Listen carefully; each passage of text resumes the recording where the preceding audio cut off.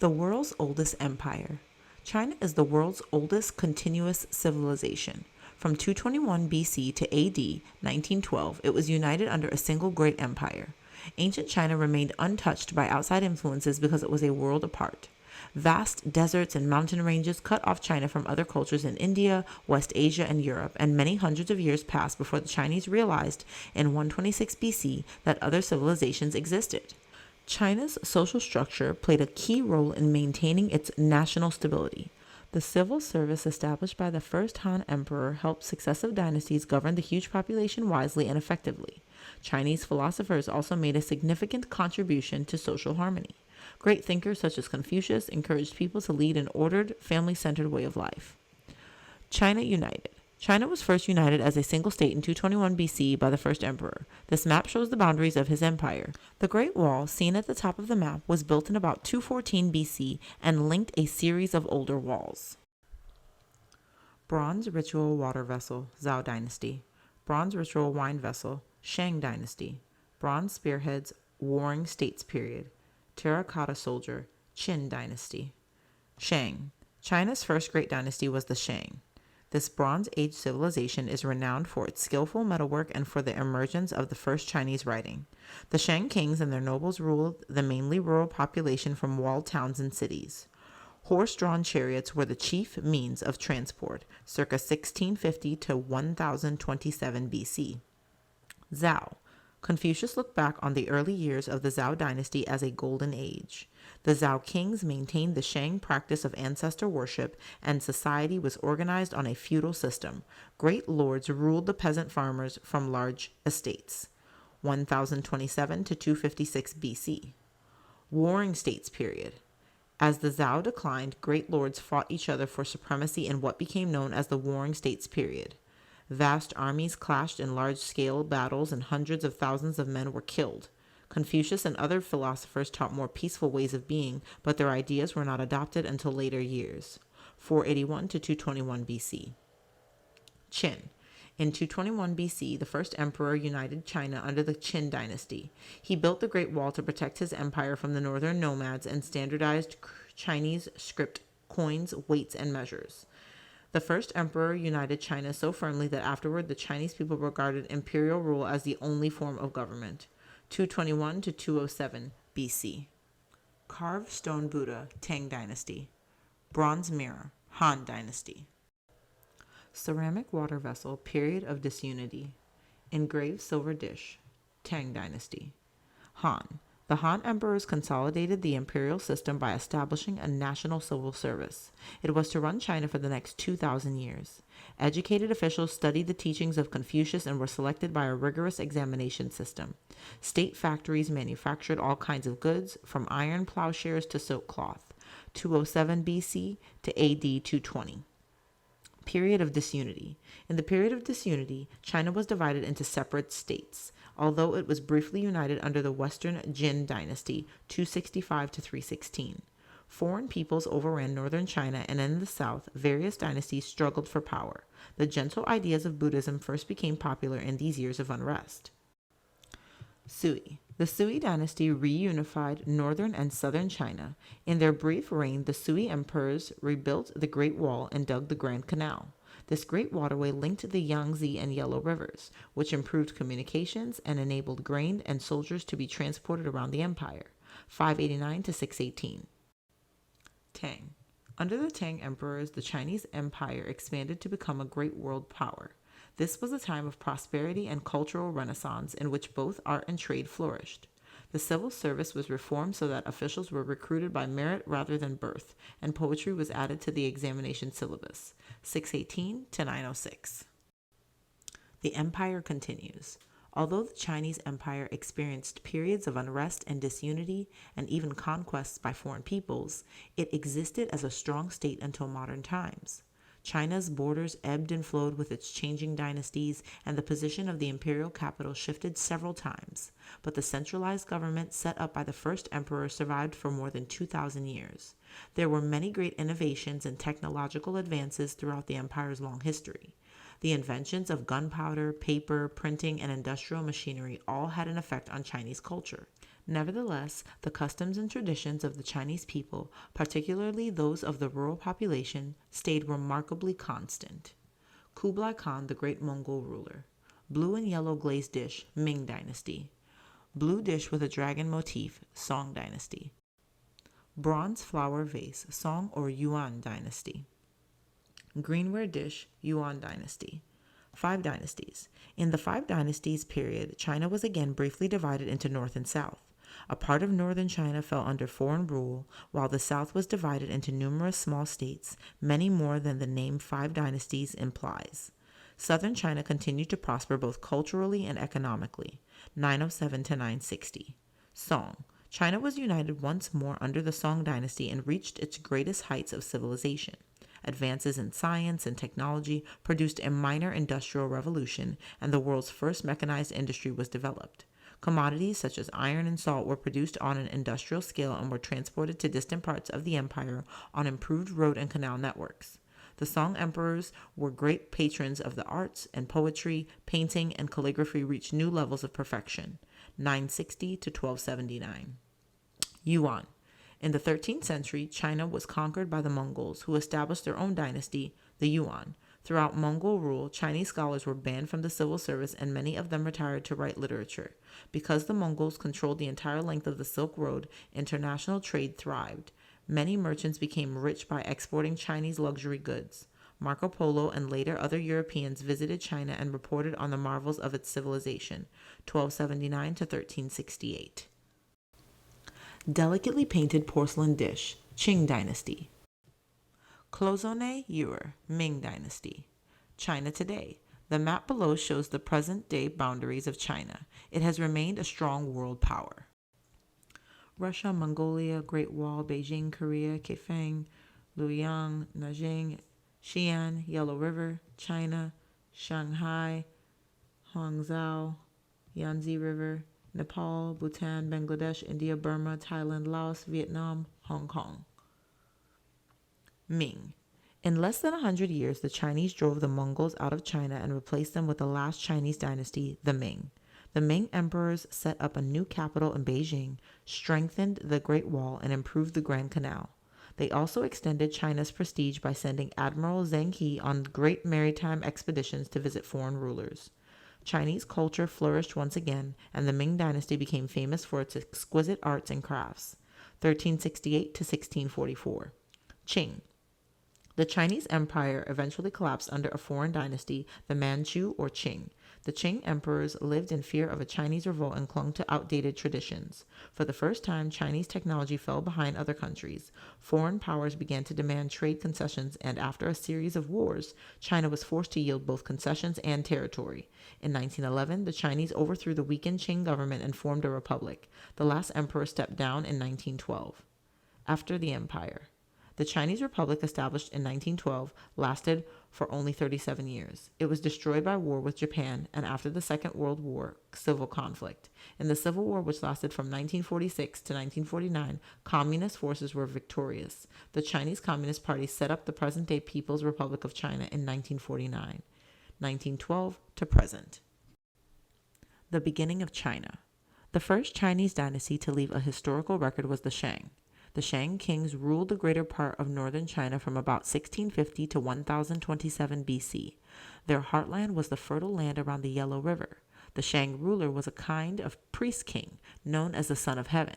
He was believed to be vested with all earthly powers and was expected to maintain good relations between the worldly and heavenly realms. The spirits of the royal ancestors were consulted for every important decision. The king alone possessed the authority to ask for their blessings, and he held the power to ward off ancestral ill will. Although the Shang rulers had many slaves, they relied upon the labor of their mainly rural population. The peasant farmers cultivated the land, took part in royal hunts, and served as foot soldiers in the army. Jade Kong, circa 2500 BC.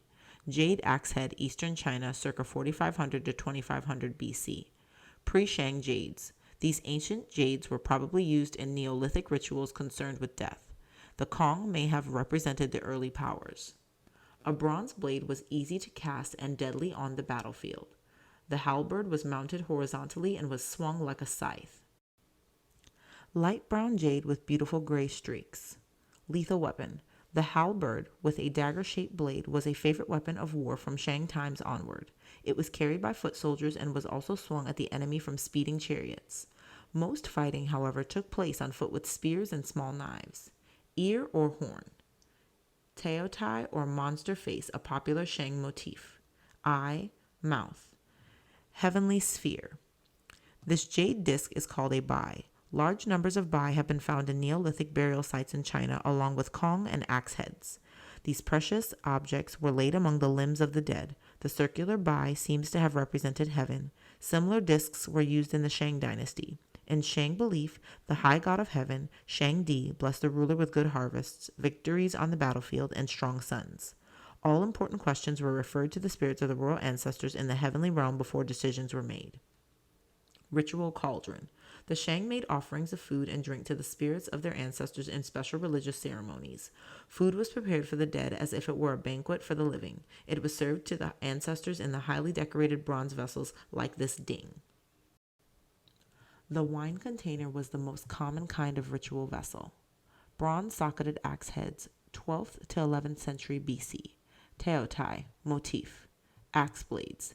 These axes may have been carried by royal soldiers. The Shang army comprised a body of regulars who were reinforced by peasant farmers in times of crisis. The king summoned the nobles to war, and they called up the farmers. Chinese writing evolved from this kind of Shang script. Crack. Bronze staff head. The skill of the Shang in casting decorative bronze is unmatched, as this beautiful bronze staff head shows. However, it is doubtful whether bronze tools were available to farmers who still used stone implements. Metallurgy was a rural industry, and bronze foundries were situated close to towns where they were supervised by the king's officials. Wine cup. About 20 different kinds of sacrificial vessels were used by the Shang for ancestor worship. One of the most striking was a cup known as a zhu. Wine was poured from its beak-like spout to honor the ancestral spirits. Spout. Delicate edging. Taotai motif. Oracle bone. The Shang kings used oracle bones to consult the ancestral spirits on important matters. An ox bone or tortoise shell was scorched until it cracked. The cracks were then read to discover the answer to a question put to the ancestors. Often the questions and answers were inscribed on the oracle bone. Ceremonial beaker. This tall, slender beaker is a gu. It was used for drinking wine and, like the zhu, for pouring wine in honor of the ancestors. Nearly all of the bronze vessels used for ancestor worship were based on everyday pottery utensils. The king and nobles owned the largest, most ornate ritual vessels. Poorer families used pottery copies. The teachings of Confucius. Confucius believed that the early years of the Zhou dynasty, 1027 to 256 BC, were golden years of social harmony. In his own lifetime, 551 to 479 BC, Confucius saw only growing disorder. The king's authority was greatly reduced as ambitious lords fought each other for power. This increasing turmoil led Confucius to develop a new moral outlook. It was based on kindness, respect, and the strength of the family. He said that a good ruler should set an example by dealing fairly with his subjects, using force only as a last resort. In return, subjects had a duty to respect and obey their ruler. Confucius believed that family relationships should also be governed by mutual respect, since strong family bonds formed the basis of a stable society. He summed up his philosophy when he said, "Let the prince be a prince, and the minister a minister, the father a father, and the son a son." Confucius encouraged ancestor worship because it strengthened family loyalties. As a result, the Chinese came to see themselves as part of a greater family that encompassed not only the living but also the dead and the unborn. Bell was hung on a loop to allow it to vibrate clearly. A large bronze bell, 6th to 5th century BC. Bell had no clapper inside. It was struck on the outside like a gong. Ear. Spiky horn, horse-like face. Confucius, the uncrowned emperor of China, whose ideas shaped Chinese thought for several millenniums. Rites of passage. Confucius had good reason to regard the first Zhou kings as ideal rulers. After the death of the last Shang king in 1027 BC, the victorious Zhou leader Wu showed proper respect for the fallen royal house by arranging for the continuation of ancestral rites. This sacrificial vessel was used for ancestor worship in the early Zhou period. Zhou bronze ritual vessel or gui, 11th century BC. Side view. To establish the date, the inscription begins by noting that the Zhou king had been attacking the remnants of the defeated Shang kingdom. handle in the form of a mythical beast. Inscription used in ritual vessels evolved into one of the most renowned forms of early Chinese script. Overhead view. A message to the ancestors. An inscription inside this sacrificial vessel records the grant of territory or office to a friend of the Duke of Kang, a brother of the Zhao King Wu. Placing inscriptions inside ritual vessels was common practice among Zhao nobles. They recorded honors and gifts bestowed upon them by the king. The Zhao nobles believed that their ancestors would learn of their achievements when the vessels were used in the rituals of ancestor worship. A distinguished ancestor. Ancestor worship became an important Chinese tradition. Offerings were made to the ancestors at the festival of Qingming once a year. This clay epitaph tablet stood in front of the tomb of Wang Yuanzi, a senior administrator in the civil service who died in AD 571. The tablet served as a reminder to Wang Yuanzi's descendants of his distinguished career. They would have made offerings before it during Qingming. Fearsome guardian. Relatives conducted the annual rite of ancestor worship at the entrance to their ancestor's tomb. From the Han Dynasty onward, every wealthy person had a brick-built underground tomb decorated with pressed bricks or wall paintings.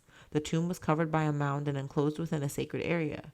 Ancestor worshippers approached along a spirit path lined with carvings of animals and sometimes humans.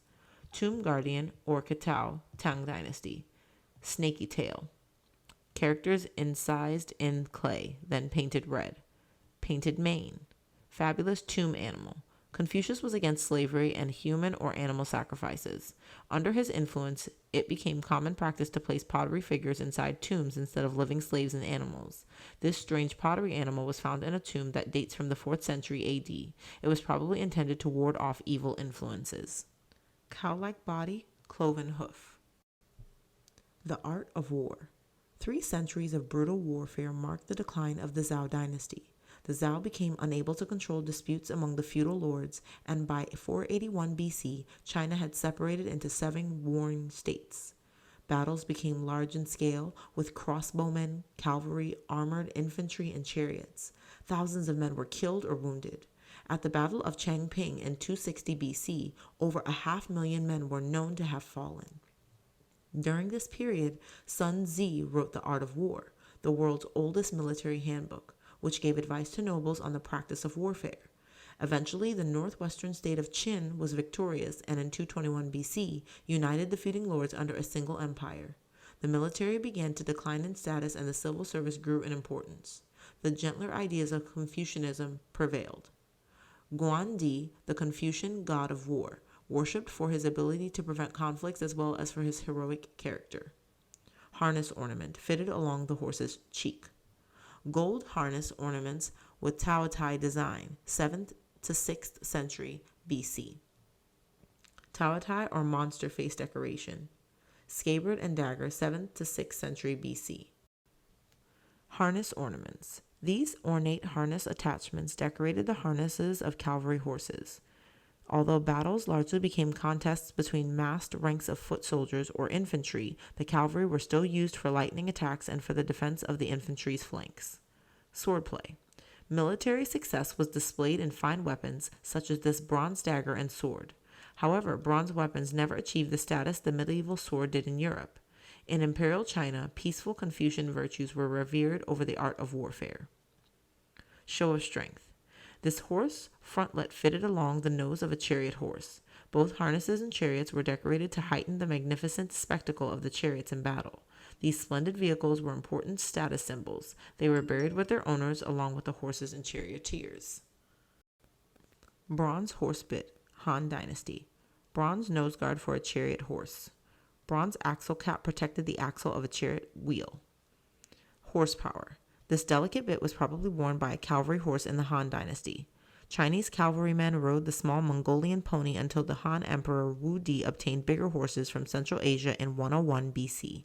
This greatly improved the cavalry. The larger horses were faster and could carry men who were more heavily armored.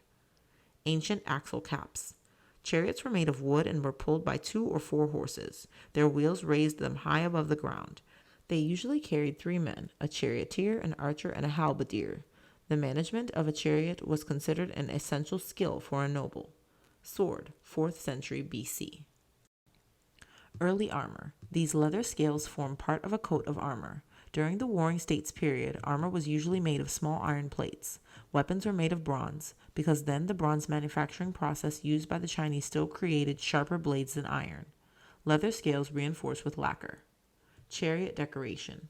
This magnificent bull's head is an ornament from the shaft of a chariot. Elaborately decorated chariots remained in fashion long after their usefulness on the battlefield was over. As a weapon of war, the chariot was all but abandoned in the centuries before the unification of China in 221 BC. Bull's head chariot fitting, 4th century BC.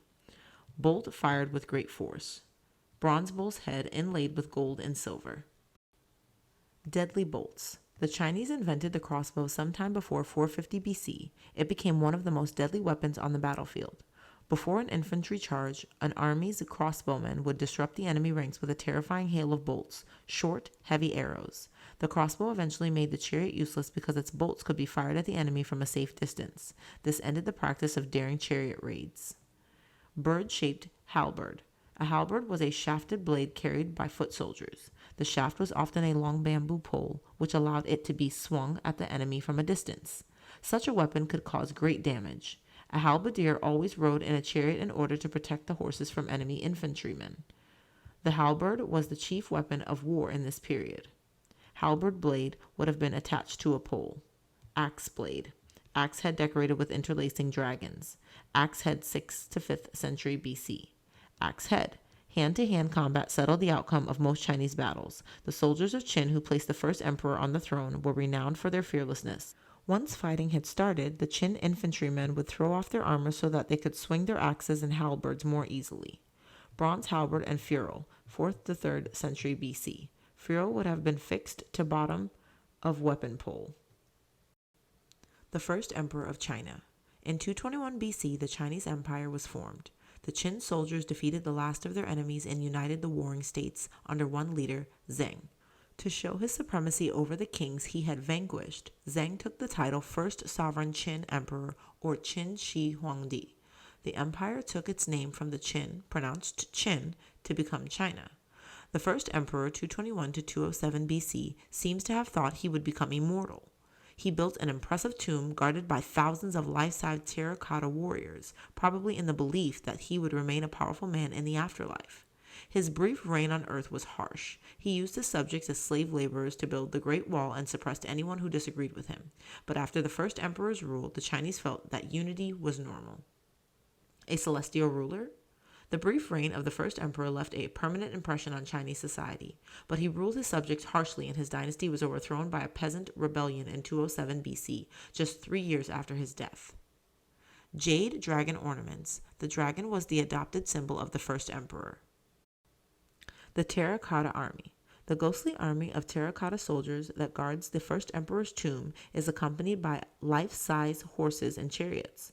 No two soldiers have the same face. Each is an individual portrait of a soldier from the Qin army. The soldiers once carried real weapons, but these were stolen by grave robbers after the fall of the Qin.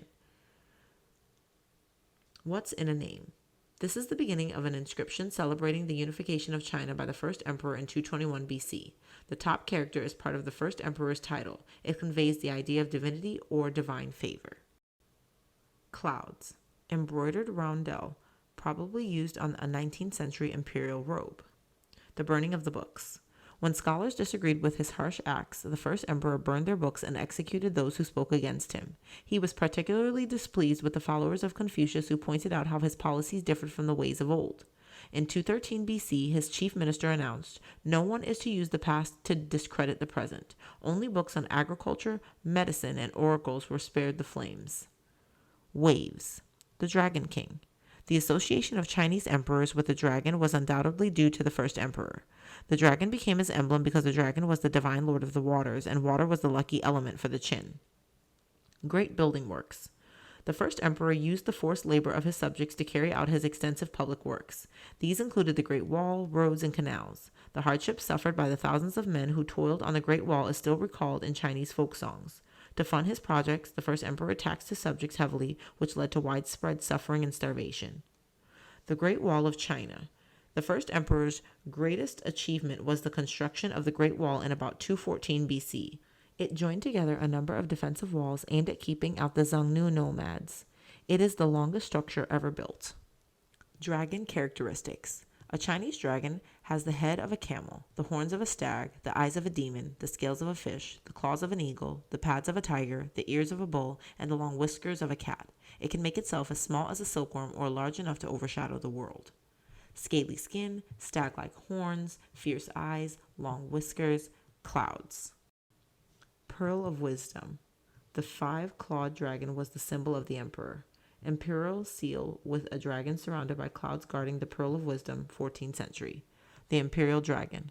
Paradoxically, the first emperor chose a benevolent being as his favorite deity. The Chinese dragon, or long, is not a terrifying monster, but a benign creature that embodies wisdom, strength, and goodness. Above all, the dragon symbolized the life-giving force of water.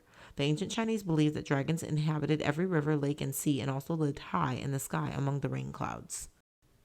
In the empire's service. The earliest members of the imperial civil service were recruited by Yao Zu, 206 to 195 BC, the first Han emperor. Yao Zu led one of the peasant armies that overthrew the Qin dynasty in 207 BC. Although Yao Zu was uneducated, when he came to power, he realized the empire needed educated administrators. He gathered together scholars to form an imperial civil service, which was destined to run China for 2,000 years. In 124 BC, the Han Emperor Wu Di, 140 to 87 BC, introduced examinations for civil servants and founded an imperial university where candidates studied the ancient Confucian classics. In later dynasties, a series of examinations took successful candidates from their local districts through the provinces to the imperial palace. Those who passed the top palace examinations could expect to be appointed as ministers or even marry princesses. The moment of truth. These local magistrates are taking part in a civil service examination. At each level, only a few candidates passed. They answered questions on the Confucian classics, whose 431,286 words had to be learned by heart. Reform of the curriculum was strongly opposed, and it hardly changed through the centuries. Long beard associated with old age and wisdom. 19th century exam paper. This test paper shows a candidate's answer and his tutor's comments. Those who studied for an official career knew it involved long years of preparation, but the rewards were great. On receiving his results, an 8th century graduate called Meng Jiao remarked, "The drudgery of yesterday is forgotten. Today the prospects are vast and my heart is filled with joy." A wise official. Chu Jun above was a Ming official who persuaded the emperor to strengthen the Great Wall against the Manchus. His advice was well-founded. The Manchus invaded China in 1644. 18th century figure in official garb. The passing parade.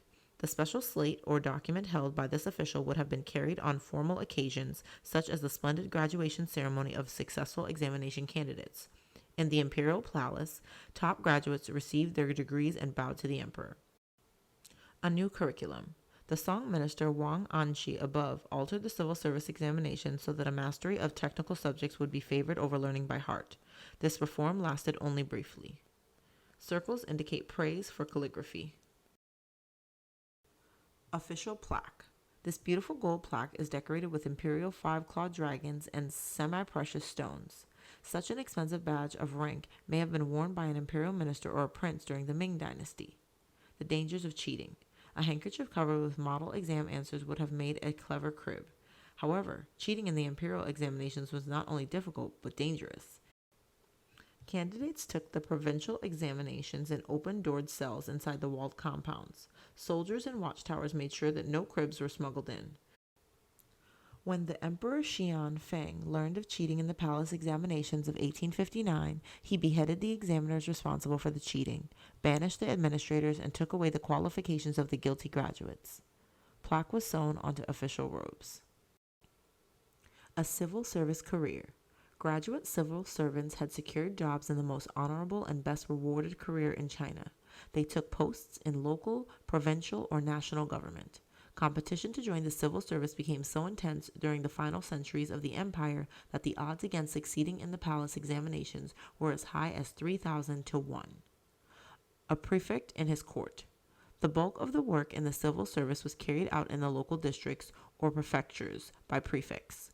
A prefect or ling has to enforce law and order, register individuals and property, collect taxes, store grain against times of famine, organize labor for public works, supervise schools, and judge civil and criminal cases.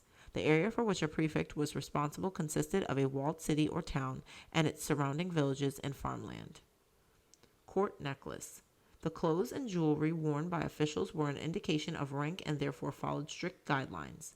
The kind of necklace above was worn only by officials on the top 5 ranks during the Qing dynasty. The design was based on the Buddhist rosary. Large beads called Buddha heads divide the smaller beads into groups of 27. Subsidiary string of 10 beads. Celestial clouds, senior official. Ming painted on silk of the Forbidden City, which was built in the early 15th century. Ivory court necklace, early 20th century. Cap made of black velvet, bronze finial. An official greets others outside the gates of the Forbidden City. Gateway for the chosen few. This painting shows the Forbidden City, the splendid palace built in Beijing by the Ming Emperor Yongle. Only senior officials and ministers could enter its meridian gate, seen here with its triple archway. The most senior official in the empire was called the Grand Tutor in deference to Confucius. Badge of rank. The rank of this military official from the Qing dynasty is indicated by the embroidered badge on the front of his surcoat or pufu. His tiger insignia shows that he was a 4th rank official. Official headwear. Once the Qing dynasty was firmly established, the black hat with side flaps worn by Ming civil servants was replaced with the Manchu cap. This cap had a finial to indicate rank. It could be made of bronze, glass, crystal, coral, or jade. Massed ranks. The size of the civil service under the different dynasties is not always clear. However, it is known for certain that in the Han Dynasty, the civil service contained 135,285 officials, including all ranks, high and low. By the Ming Dynasty, this number had grown to 180,000. When officials were crowded together, it was often difficult to see which ranks they belonged to. Therefore, from the Ming Dynasty onward, the rank of a civil servant was indicated by a large badge sewn onto his surcoat. Each of the 9 ranks of the civil service was identified by a different bird. These 2 badges are from the Qing dynasty. The white crane above was the official insignia of the 1st rank, and the egret right signified the 6th. Seal of approval. Every document in China was stamped with a seal. This 18th century bronze seal belonged to the civil service department responsible for supplying water to the capital, Beijing.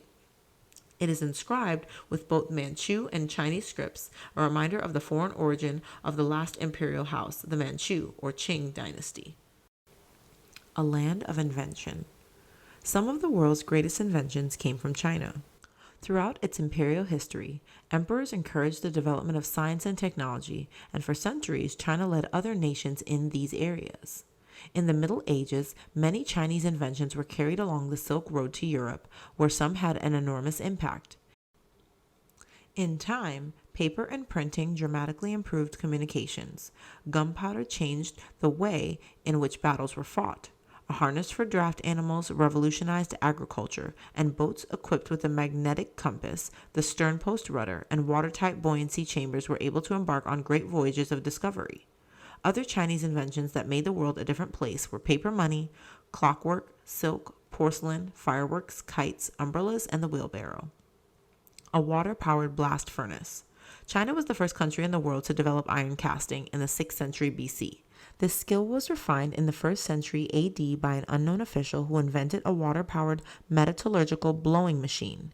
The machine, pictured on the left, produced a steady blast of heat that greatly improved cast iron production. It helped increase the output of the state-owned iron industry and may have led to the first production of steel. Finding the right direction. The magnetic compass was an ancient Chinese invention. Compasses were first used in town planning to make sure that new houses faced in a direction that was deemed to be in harmony with nature. Later, the compass was used for navigation at sea. These 19th century compasses were from the port of Canton. The longer the handles of a wheelbarrow, the less force needed to lift the load. The earthquake weathercock. The first instrument for monitoring earthquakes was invented in AD 130 by Zhang Heng, director of astrology in the late Han court. Zhang Heng's invention below could detect an earthquake and indicate its direction from the capital, Luoyang. The original apparatus was a huge bronze machine that measured 6 feet or 2 meters across. An earthquake tremor caused a mechanism inside the machine to release a ball from the side of the machine farthest away from the earthquake's epicenter. This notified the emperor of the direction of the disaster. Bronze ball released from dragon's mouth. Toad catches the ball. Astronomical clockwork. Between 1088 and 1092, a civil servant named Su Song built the first mechanical clock. It told the time of day and tracked the heavenly bodies so that accurate horoscopes could be drawn. The clockwork was driven by the flow of water into the buckets on a water wheel. As each bucket filled, it tilted a lever. The next bucket advanced, and the wheel turned at a precise rate. The clockwork was housed in a large tower. In front, revolving figures appeared at windows to chime the hours. An inside platform housed a celestial globe, and an armillary sphere for monitoring celestial objects sat on the roof. Armillary sphere. Puppet holds up a plaque telling the time. Steering a straight course. The stern post rudder was invented between 205 BC and AD 220. It made the steering of large vessels possible for the first time. Chinese junks of 1,500 tons could carry huge loads long before such large ships were built in Europe. Shield to protect soldier. Multiple gun releases a hail of bullets. Ming soldier firing a multiple gun. Gunpowder. Chinese alchemists discovered gunpowder in the 8th century while they were carrying out experiments to find the elixir of life. By the 10th century, gunpowder was being used to make fireworks and weapons. The Chinese invented the gun, the rocket, the bomb, and the mine. The Song army used guns against the invading Mongols in the early 13th century, but they were eventually overpowered by the greater might of the Mongol Empire. $1 note, 1906. The Paper Revolution. Paper making was perfected in China in AD 105 by an imperial official called Kai Lun. The first paper was made from pulp silk waste. Later, hemp, bark, or bamboo were used. Paper was a necessary forerunner of wide-scale printing, and it played an important part in the spread of books and the growth of literacy in China. Paper money first appeared in the 11th century. Rudder, ocean-going junk, basket for carrying loads. The wheelbarrow was sometimes fitted with a sail to harness wind power. The wheelbarrow. The Chinese invented the wheelbarrow between 221 BC and AD 265 during the period of the Three Kingdoms. This large handcart enabled a single person to transport a heavy load, which led to its Chinese name, the wooden ox. A sturdy wheel lifts the load above the ground. Paper, printing, and books. Paper and printing were possibly the most important Chinese inventions. Credit for the successful manufacture of the paper is given to Kai Lun, head of the imperial workshops in AD 105. The first paper was made from silk rags. Later, other fibrous materials were used, such as bamboo, hemp, and mulberry bark. There was a great demand for paper from the Han civil service, and it was mass-produced in government factories. Large-scale woodblock printing was developed in the 9th century, increasing the availability of reading material. By the end of the Tang Dynasty, bookshops were trading in every Chinese city. Movable type was invented by a printer called Bi Sheng in the Song Dynasty, but because at least 80,000 separate type symbols were needed, it did not entirely replace block printing. Bamboo symbolized strength and flexibility. Bamboo books. The first Chinese books were made from strips of bamboo, such as those at right, which were tied together in a bundle.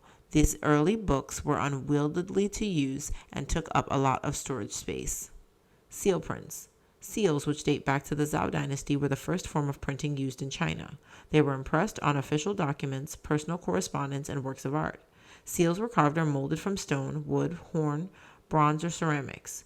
This 15th century soapstone seal was engraved by a famous Ming calligrapher. Paper making. Before the paper making process could begin, the raw material was softened by being soaked in water. After that, it was boiled and pounded to form a pulp. To make a sheet of paper, a fine screen was dipped into the pulp to gather a thin film of fibers. The screen was pressed to remove the water, then left to dry on a heated wall. When dry, the finished sheet of paper was peeled off the screen. Soaking the bamboo, dipping the screen in the vat, pressing the screen to remove the water. Lid folds down. Handle. Clip to fasten lid. Liquid drains through bamboo mesh, leaving the pulp. Paper mold. Chinese paper makers use paper molds like this one, which consists of a fine bamboo screen set in a wooden frame. The mold was dipped into a vat of mushy pulp and shaken gently to settle the fibers onto the screen. The screen was then taken out and pressed to remove the excess water before being left to dry. Wood block printing. From the 9th century onward, the Chinese printed books from the large wooden blocks. The text of either one or two pages was carved into a block by first pasting a thin manuscript over it and then cutting through the paper. The characters were carved in reverse. A print was taken by inking the surface of the block, laying a piece of paper over it, and rubbing gently with a dry brush. Text reads top down from right to left. On a scroll. The first Chinese books made of paper were rolled into long scrolls. They were usually handwritten by scholars. As in modern China, the text was written in vertical columns and read from right to left. Prayers in print. This Buddhist text, called the Diamond Sutra, is the earliest known printed book. It was made in China in AD 868 using wood block printing. Buddhists produced thousands of copies in sacred texts and prayers. The Diamond Sutra was made for free distribution. Book cover decorated with colorful chrysanthemums. Stylish notepaper. This collection of decorated letter papers is a fine example of colored wood block printing, which flourished in 16th century China. It was produced by the Ten Bamboo Studio in 1644. Scholars used beautifully designed letter papers for decorative letters. The delicate illustrations were intended to be written over. 20th century facsimile of a compendium of letter papers from the Ten Bamboo Studio. Emergency manual. Large-scale printing in the 10th century made books readily available in China for the first time. The spread of books greatly increased the spread of literacy. The most popular printed material was Buddhist texts and prayers. This 1,000-year-old booklet contains a Buddhist prayer called the Lotus Sutra. It is a prayer for use in emergencies that calls on the help of friendly spirits. Illustration from a letter paper. The Three Ways. In imperial China, religious beliefs were divided into the three ways of Confucianism, Taoism, and Buddhism. Throughout its long history, China was tolerant of all religions. Although there were disagreements over religious principles, few people were persecuted for their beliefs. In this respect, the Chinese Empire was unique among civilizations. Confucianism and Taoism emerged in the Warring States period.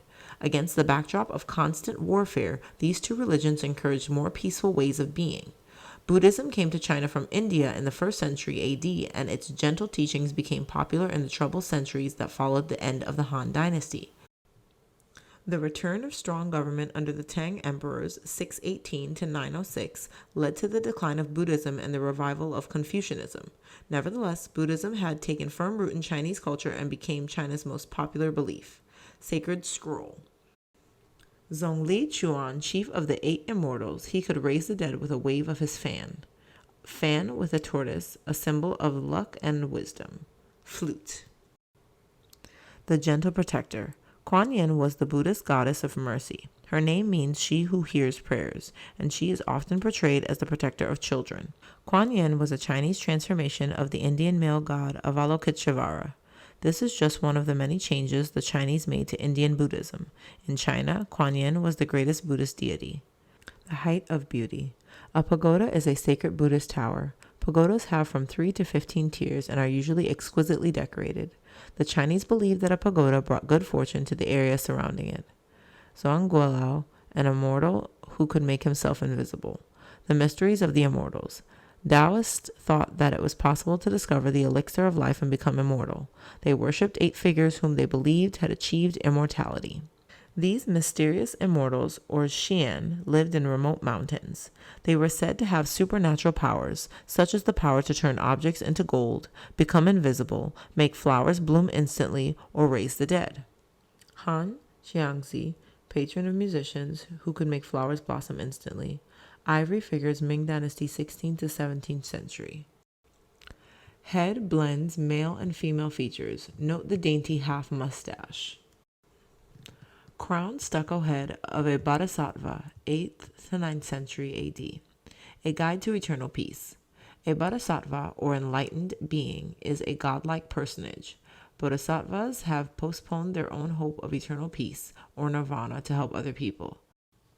Kuan Yin, the goddess of mercy, was the greatest Chinese bodhisattva, but there were many others that Buddhists could call upon when they needed help. Confucius. The great Chinese thinker Confucius, 551 to 479 BC, taught people to show respect for one another.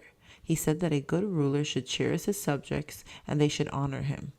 He also believed that respect within the family was very important because a stable society was based on strong families. The Taoists did not agree with Confucius. In his own defense, Confucius said, "They dislike me because I want to reform society, but if we are not to live with our fellow men, with whom can we live? We cannot live with animals. If society was as it ought to be, I should not seek to change it. Modern Buddhist image for domestic use. Halo shows the emanation of holiness from the Buddha. Buddha seated on a sacred lotus. Buddha. Buddhists follows the teachings of Buddha, born circa 563 BC, a North Indian prince who devoted his life to a search for personal peace or enlightenment. The name means enlightened one. He believed that by giving up worldly desires, such as for fine food and clothes, a blissful state called nirvana could be achieved. In nirvana, there was freedom from the sorrows of the world. Indian belief at that time held that people were reborn many times. Persons who had lived badly in the former lives might be reborn in animal or insect form. Buddha said that by reaching nirvana, this endless cycle of rebirth could be broken. Health and medicine. Traditional Chinese medicine is based on the use of herbs, acupuncture, and a balanced diet. It combines ancient philosophy with practical skills. According to Chinese belief, a person falls ill when the two opposing forces of yin and yang become unbalanced in the body. Doctors use acupuncture and herbal remedies to rechannel these natural energies. Chinese interest in medicine dates back more than 4,000 years. In ancient times, the Taoists believed that it was possible to find the elixir of life, which would make people immortal. Concern with health also came from the need to produce strong sons who would ensure the survival of the family. From the Tang Dynasty onward, Chinese doctors were regularly examined on their medical expertise. In 1111, the entire knowledge of the medical profession was compiled in a vast encyclopedia. This great work listed all the known diseases with their symptoms, diagnoses, and treatments. It became the standard reference book for Chinese medicine. Licorice, rice, or gan cow. Chinese hawthorn or shanza. Smoked plums or wu mei. Coin sword from the Qing dynasty placed by the bed of a sick person to ward off bad spirits. Vital nourishment. The Chinese have always believed a balanced diet to be the basis of good health. The ingredients above make up a nourishing herbal drink said to improve the appetite and clear the chest. Heat treatment. Moxibustion is a pain relief treatment that uses heat produced by burning dried mugwort or moxa. Acupuncture and moxibustion are often used together. An acupuncture needle can be fitted with a small cap in which moxa is burned. The heat is carried into the body by the needle. Burning moxa sticks can also be used to apply heat to points along the meridian. Tapping the life force. Acupuncture has been used to treat illnesses for more than 2,000 years. It is based on the belief that the life force of the body flows among 12 meridians or lines. Each meridian is linked to a different organ in the body. An acupuncturist inserts needles at various points along these meridians to relieve pain or treat illness. 10th century acupuncture chart showing some of the main needle points in the arm. Cap screws securely into case. Moxa stick, moxa wool. Set of 8 steel acupuncture needles, Qing dynasty. Moxa burned in cap. Mahogany case for storing needles. Natural pain relief. The set of needles belonged to a 19th century acupuncturist. In the 20th century, doctors have discovered that acupuncture can be used as an anesthetic for surgery. When acupuncture is used during an operation, the patient remains conscious and feels little or no pain. Scientists believe acupuncture works by stimulating the release of endorphins, the brain's natural painkillers. Modern acupuncture needles with a cap for moxa wool. Lighted end of moxa stick is held over painful area. The governing vessel runs from the top of the head to the bottom of the spine. Acupoints on the head are used to treat disorders such as migraine, insomnia, and malaria. Wolfberry or guoqizi used to improve the eyesight and treat diabetes. Senna leaf or fai ziyi used to cleanse the system. Belletpore fungus or zuling used to rid the body of excess water. Bugbane, rhizome, or shengma used to treat the common cold, headaches, and measles. The intestine meridian runs from the eye to the toe. Key lines. This modern acupuncture model shows the main meridians and needle points of the head. Although 650 different needle points in the body are known, today only around 450 are used. Chinese doctors use acupuncture to treat a variety of conditions such as arthritis, asthma, migraine, stomach ulcers, and poor eyesight. Teasel root or zuduan used to make an ointment that soothes rheumatic pain and helps broken bones to heal. Chinese yam or shan yao used to treat fatigue and lack of appetite. uriel seed or xiangxi used to treat urinary problems. Mulberry or sang shen used in medicines for inner ear problems and dizziness. Chain fern bark or guji used to relieve stiffness and lower back pain. Healing herbs. Medicinal herbs such as these have been used in China for thousands of years. In the 16th century, a doctor named Li Shizhen listed an amazing 1,892 herbs and 11,000 prescriptions in a book called the Bencao Gongmu. In China, herbs are used not just to treat ailments but also in cooking to ensure the good health of the family. Herbs are usually cooked in nutritious soups. The benefits of this kind of preventive medicine are summed up by an unknown Chinese poet who said, "Delicious dishes banish tablets and pills. Nourishing food is the drug for all ills." The three perfections. Calligraphy, poetry, and painting were known as the three perfections. The combination of these arts was considered the height of artistic expression. They were usually combined in the form of a poetically inspired landscape painting with beautiful calligraphy running down one side. From the Song Dynasty, 960 to 1279 onward, the practice of the three perfectionists was seen as the greatest accomplishment of an educated person. The Song Emperor Huzong 1101 to 25 led the way toward transforming writing into an art form. He developed an elegant style of calligraphy called slender gold. Huizong was also a gifted poet and painter, and the arts flourished under his reign. Water well to dip ink stick into. The daily grind. Calligraphers produce their own ink by grinding ink sticks or cakes into a small amount of water on an inkstone. Inkstones were made from stone or pottery. Smooth, hard stones were favored because they allowed the ink to be finely ground to make smooth ink. This inkstone from the Qing dynasty is made from duan stone and carved into the shape of two fungi. Soft, springy brush tip probably made of wolf hair. Ink cake decorated with a legendary animal. Classical garden depicted in mother of pearl inlay.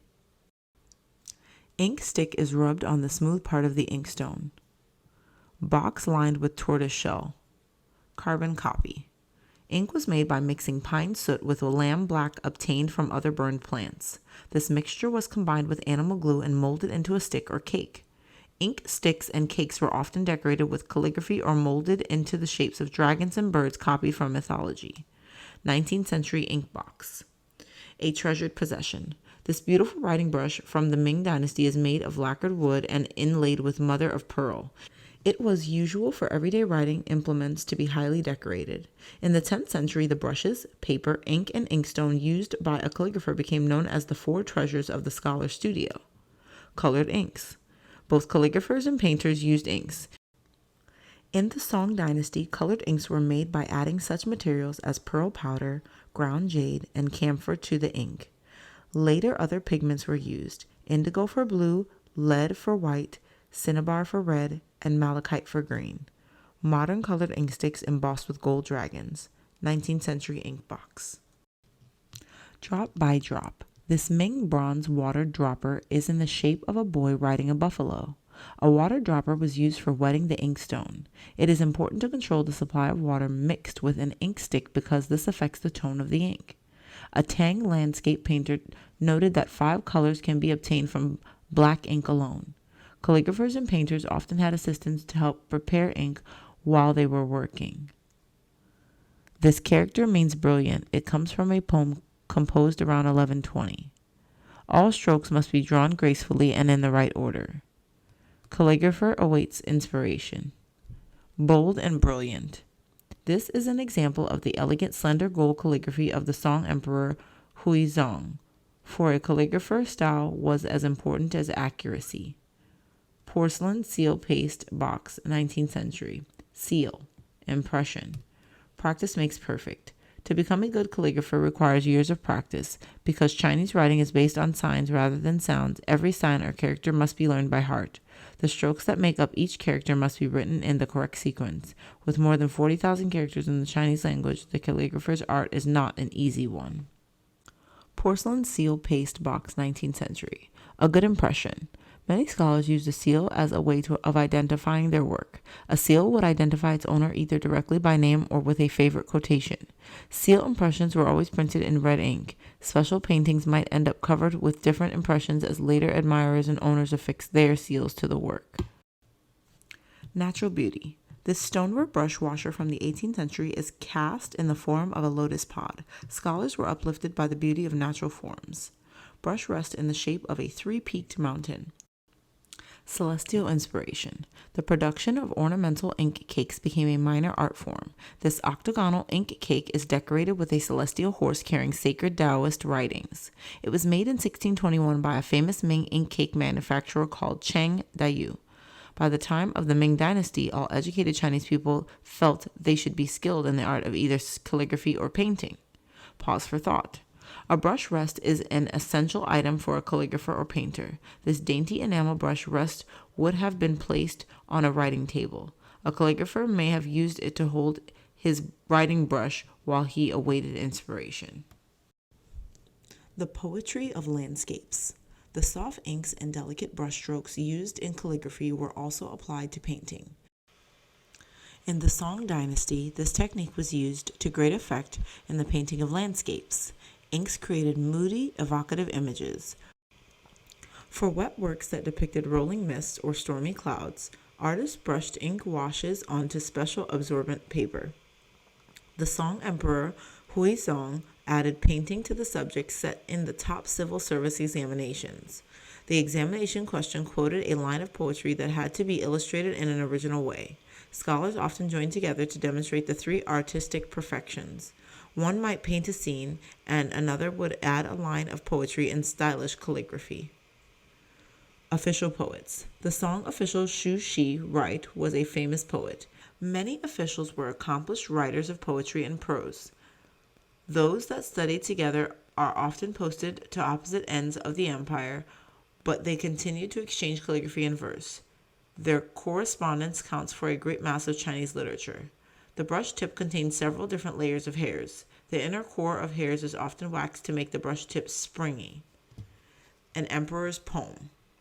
This delicate jade bowl stand is carved in the shape of a bai, a disc used in ancient rituals. It is inscribed with a poem by the Manchu or Qing Emperor Qianlong. In the inscription, the emperor says that his poetic imagination was stirred by the subtle and exquisite shape of the bowl stand and the quality of the jade of which it is made. The foreign emperor Qianlong was a great admirer of Chinese art and collected poems, paintings, and calligraphy from the length and breadth of his empire. Goat hair tip, high-quality jade, buffalo horn handle, carved dragon curls around the pot, pine tree. Modern Chinese calligraphy brushes for writing large characters. Scholar deep in thought. A jade brush washer. The feeling of harmony inspired by classical forms and designs was important to Chinese scholars. Even the humblest objects in a scholar's studio were lovely to look at. This exquisite jade pot was actually used for washing brushes. It is carved with dragons, a favorite Chinese motif, and dates from the Ming Dynasty. A tranquil setting. The scene carved on the 17th century bamboo brush pot represents a Chinese ideal, a scholar seated quietly underneath a pine tree admiring the beauty of nature. Natural harmony. The Song painter Guo Qi believed the main duty of the landscape painter was to bring the peace of nature into every home. A Song landscape painting usually portrayed a tranquil view of mountains and water. Guo Qi said, "What you are planning to paint, you must always create a harmonious relationship between heaven and earth." Fishing in a Mountain Stream by Zhu Daoning, ink on silk, 11th century. This delicate pattern was painted with a fine brush. The blue pigment was applied before the glaze. Bamboo handled, wolf hair tip. Different strokes. A painter or a calligrapher would have a large collection of brushes. Any number of brushes might be required for a landscape painting, large ones for applying a background wash and small ones for picking out detail. A professional calligrapher might need a brush with hair more than a foot long for writing big characters on banners and posters. Brushes were carefully made for these purposes. The hairs of a brush tip could be constructed to produce a soft wash, a firm and even stroke, or a lively flamboyant line. Captured in bronze. This ornate bronze brush rest resembles a classical landscape. It is cast in the shape of a five-peaked mountain range and decorated with plants and animals. The wider central spaces are for holding large brushes. Strange creature peeping out of a burrow, delicately curling plant, deer gliding highlights the details. The perfect pattern. Like all the equipment used by a calligrapher or a painter, this pretty ceramic brush rests and elaborately decorated. The blue pattern is an example of the famous blue and white pottery that was first perfected in the Ming Dynasty. This brush rest is probably from the late Ming period. Life in the fields. Most people in imperial China lived in the countryside and worked in the fields. The hard work of the rural population formed the foundation of the great Chinese Empire. The majority of peasant farmers lived on carefully tended family-owned plots of land. Although they were not tied to any lord, they had to pay taxes, serve in the army, and work for a certain number of days each year on public works such as roads and canals. After the great peasant rebellion that toppled the Qin dynasty in 207 BC, most emperors were careful not to overburden their rural subjects. All the same, the life of a peasant farmer was a hard one. Most farm jobs were carried out by hand, from hoeing the ground to spreading manure. One of the main tasks of a farmer and his family was to maintain and regulate the supply of water to the crops. They transported water by bucket or used irrigation machines that were manually operated. In the hills of northern China, crops were planted on narrow terraces carved into the hillsides. Water was raised to the terraces from wells and canals by human-powered irrigation machines. In the rice-growing regions of southern China, the well-organized irrigation systems created a patchwork landscape of flooded paddy fields. Chinese painting of the endless chain. Workers chatted to while away the long hours. They balanced on a wooden bar. The endless chain of wooden pallets pulls a stream of water uphill. The chain runs backward and the water flows forward. Cogwheel. The end of the wooden channel rests in a stream or canal. Water flows along the wooden channel.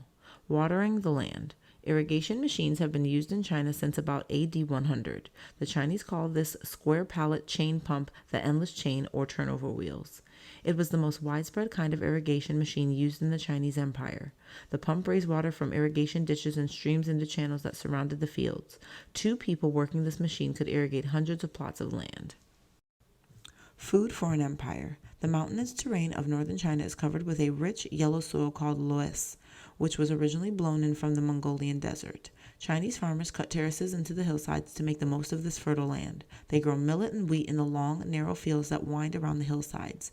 In southern China, farmers grow rice in the well-irrigated valleys of the Yangtze River. From the Tang Dynasty onward, the bulk of the empire's food was grown here.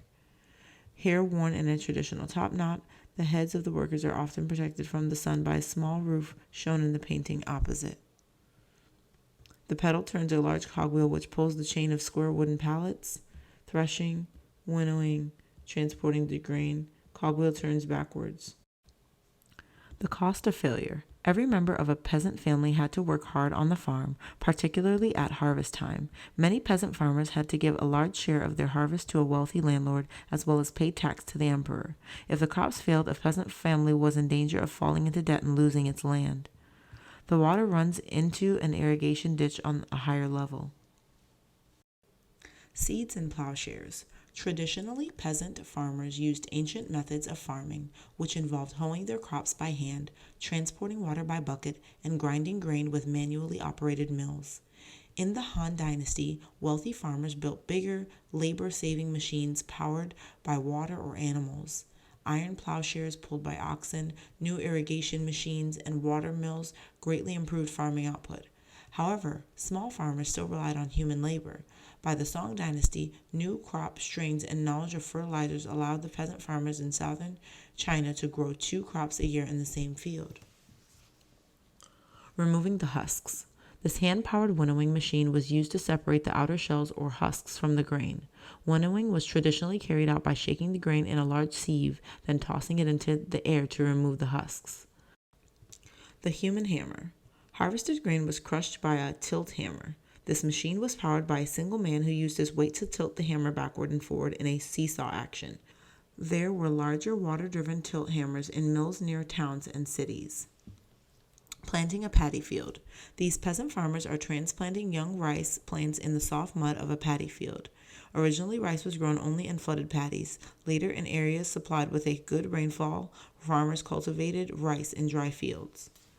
All hands to the harvest. This painting from the Yuan Dynasty shows a group of peasant farmers harvesting rice. In rural communities, everyone helped with the farm work and women labored alongside men in the fields. Peasant women never had their feet bound because they would have been unable to carry out any kind of field work. Plowing the land. During the Han Dynasty, government iron foundries began producing plowshares. They were made in various sizes, from large plowshares that were pulled by an oxen team to small, pointed ones that could be used by a single person. According to an ancient Chinese proverb, farmers should always plow their land after rain to conserve the moisture in the ground. The new iron equipment made this back-breaking task much easier. Hoe, plow, tunic probably made of hemp, pot of water or tea for the workers to drink. A little help from some friends. This 19th century model depicts a group of peasant farmers going off to plow their fields. Although every rural family had to support itself, cooperation with friends and neighbors was essential. The upkeep of irrigation ditches and the repair of terraces were tasks shared by the whole village.